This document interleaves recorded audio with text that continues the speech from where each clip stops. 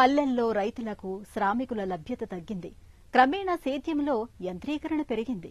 ఈ దశలో కేంద్రం తీసుకొచ్చిన నమో డ్రోన్ దీదీ పథకం పల్లెవాసుల ఆశలకు కొత్త రెక్కలు తొడిగింది. కడప జిల్లా కె అప్పాయపల్లెకు చెందిన నామాల జ్యోత్స్న ఈ పథకం లబ్దిదారుగా కొత్త చరిత్ర రాస్తున్నారు. డ్రోన్తో పంటలను కాపాడే సరికొత్త వ్యాపారవేత్తగా మారి సాగుదారులు, శ్రామికుల ఆశాజ్యోతిగా వెలుగొందుతున్నారు.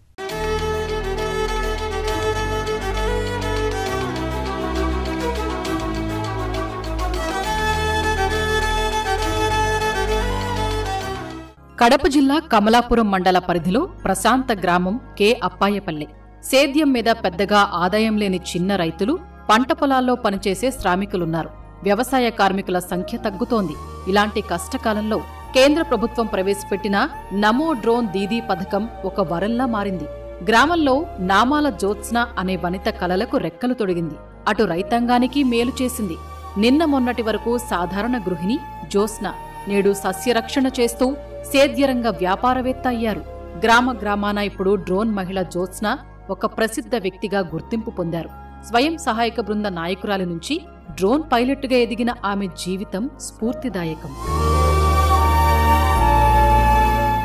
నిఖితా ఎస్ఎస్జీలో నేను గ్రూప్ లీడర్గా ఎంపికైన తర్వాత కమలాపురం గ్రామ సంఘం అధ్యక్షురాలుగా నిలబడడం జరిగింది. తర్వాత కడప జిల్లా పశుగణాభివృద్ధి శాఖలో చైర్మన్ పదవికి గెలిపించడం జరిగింది. జ్యోత్స్న పెద్దగా చదువుకోలేదు.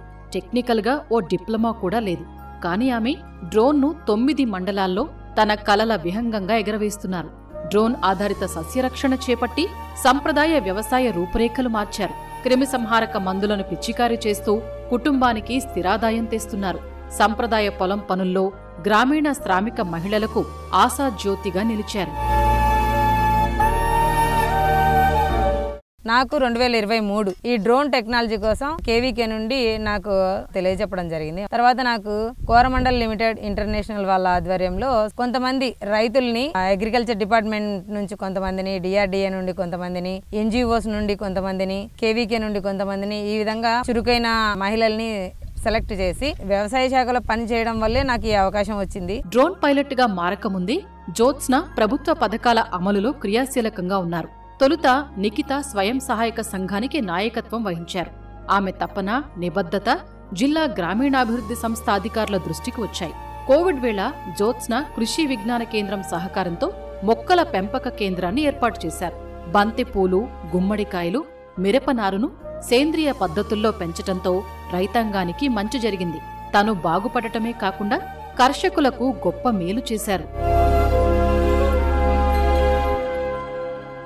కేవీకే నుండి వరి విత్తనాలు ఇవ్వడం జరిగింది. డెమో ఫ్లాట్స్ వేసి నేను పండించి రైతులకి కొత్త వంగడాలని, మన వాతావరణానికి అనుకూలంగా ఉండే వాటిని అందులో మనం పండించి చూపించడం, తర్వాత విత్తన సేకరణ చేయడం జరిగింది. ఇందులో ఉండంగానే నాకు కేవీకే నుండి మినీ నర్సరీ ఒకటి ఇవ్వడం జరిగిందండి. ఈ మినీ నర్సరీ అనేది మనము నారు ఏదైతే ఉందో వాటిని, విత్తనాలని, టమోటా గాని, మిర్చి గాని, బంతి గాని, గుమ్మడి గాని, ఇట అన్ని రకాల విత్తనాలను తీసుకొని వచ్చి నర్సరీలో పెంచి తర్వాత రైతులకి ఇవ్వడం జరిగింది. తనకు పని కల్పించే రైతాంగమంటే జ్యోత్స్నకు ఆపేక్ష.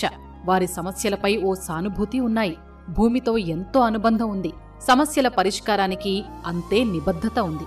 ఆమె విశాల హితం కేవలం పంట పొలాలకే పరిమితం కాలేదు. అది చుట్టూ ఉన్న సామాజిక అభివృద్ధిపైన ఆమె దృష్టి ప్రసరించింది. కేంద్ర ప్రభుత్వ నమో డ్రోన్ దీదీ పథకం లబ్ధిదారుగా ఎంపికై భాగ్యనగరంలో శిక్షణ పొందారు. 2024 మార్చిలో డ్రోన్ పైలట్గా వ్యవసాయ రంగంలోకి రావటం జ్యోత్స్న జీవితానికి మేలు మలుపు అయ్యింది.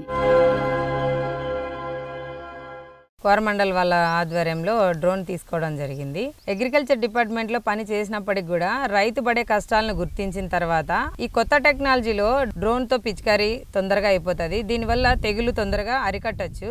జ్యోత్స్న తన 16 లీటర్ల డ్రోన్తో వైఎస్ఆర్ కడప జిల్లా పరిధిలో 9 మండలాల్లో సస్యరక్షణ పనులు చేపట్టారు.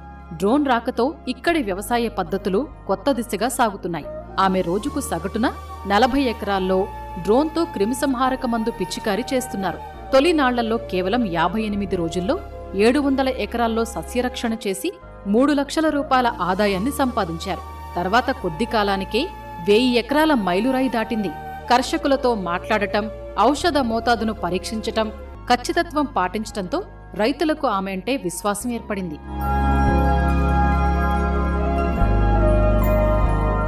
డ్రోన్ అనే ఒక యంత్రం ద్వారా ఒకే రోజు 40 ఎకరాలు ఉన్న రైతుకి కనీసం పొద్దున 2 గంటలు సాయంత్రం 2 గంటలు మనం పిచికారీ చేస్తే 40 ఎకరాలు తొందరగా అయిపోతుంది. దీనివల్ల తెగులు తొందరగా అరికట్టచ్చు. 10 మంది మనుషులు చేయాల్సిన పనిని ఒక 2 మనుషులం వెళ్ళి నీళ్లు ఒకరు పోసి కలిపిన తర్వాత ఫ్లయింగ్ చేసే వ్యక్తి ఒకరు ఉంటే చాలు. ఇంతే అండి దీనికి అయ్యే ఖర్చు. జ్యోత్స్న ఖ్యాతి గల్లీ నుంచి ఢిల్లీకి చేరింది. 2023 ఆగస్టు 15వ తేదీ స్వాతంత్ర వేడుకల్లో పాల్గొనేందుకు భారత ప్రభుత్వం ఆహ్వానించింది. అనంతరం మరుసటి ఏడాది జనవరి 26 గణతంత్ర వేడుకలకు కడపలో హాజరై డ్రోన్ ఎగురవేశారు. ఆమె కృషిని గుర్తిస్తూ కలెక్టర్ 25,000 రూపాయల పారితోషికం అందజేశారు. గుంటూరులో 2024లో నమో డ్రోన్ దీదీ ఆరంభ కార్యక్రమంలో జ్యోత్స్న పాల్గొన్నారు. అనేక పదవులతో క్రియాశీలక మహిళ. నేడు వ్యవసాయ రంగ పునర్నిర్మాణంలో ఆమె విజయ పతాక. 2024 జనవరి 26న రిపబ్లిక్ డే సందర్భంగా పెరేడ్ గ్రౌండ్ లో కిసాన్ డ్రోన్ ను నేను కలెక్టర్ సార్ ఎదురుగా నేను ఫ్లయింగ్ చేయడం జరిగింది. అది DRDA తరపున మహిళా శక్తి కింద కొత్త టెక్నాలజీ ఏదైతే వచ్చిందో దాన్ని అమలు చేసే ఆలోచనలో అక్కడ నేను ఫ్లై చేసినందుకు నాకు 25,000 DRDA వాళ్ళకి చెక్కు రూపంలో అందించడం జరిగింది. తర్వాత మార్చి 11న 2024 గుంటూరులో దేశవ్యాప్తంగా Narendra Modi sir launching programme ఏర్పాటు చేయగా దాంట్లో భాగస్వామ్యమై నా డ్రోన్ ని నేను ఎగిరేయడం జరిగిందనమాట. ఇతర మహిళలకు శిక్షణ ఇచ్చి వారిని డ్రోన్ పైలట్లుగా తీర్చిదిద్దాలని జ్యోత్స్న భావిస్తున్నారు. తద్వారా గ్రామీణ మహిళలకు ఉపాధి అవకాశాలు వస్తాయి. సేద్య రంగంలో టెక్నాలజీని గ్రామానికి తీసుకువెళ్లాలని ఆమె కలలు కంటున్నారు. నేడు గ్రామీణ వ్యవసాయ ముఖచిత్ర రూపురేఖలు మారుతున్నాయి. ఆమె కేవలం డ్రోన్ దీదీ మాత్రమే కాదు, వ్యవసాయ రంగ భవిష్య ఉషస్సు. ప్రతి మహిళ తన స్వయం శక్తిని గ్రహించి తన ఏ విషయంలోనూ వెనకబడదు అనే ఒక ధైర్యాన్ని, ప్రోత్సాహాన్ని మన బిడ్డ ప్రాజెక్ట్ లో ఉన్నప్పుడు నేను చేయడం జరిగింది. నేను ఈ ప్రతి పనిలో ఏదైతే నేను వెళ్తానో అందులో అన్నిట్లో నేను సక్సెస్ అవ్వడం. ఇప్పటి వరకు నేను చేసే ప్రతి పని కూడా 10 మంది రైతులకు ఉపయోగపడే పనులే చేసుకుంటూ నన్ను నేను ముందుకు నడిపించుకుంటూ 10 మందికి ఆ విషయాల్ని తెలియజెప్పుకుంటూ వెళ్ళడం నాకు చాలా సంతోషంగా ఉంది.